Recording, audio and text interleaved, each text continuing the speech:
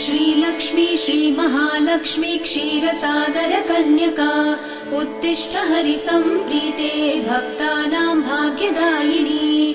श्रीलक्ष्मी श्रीमहालक्ष्मी क्षीरसागर कन्यका उत्तिष्ठ हरिसम्प्रीते भक्तानां भाग्यदायिनी।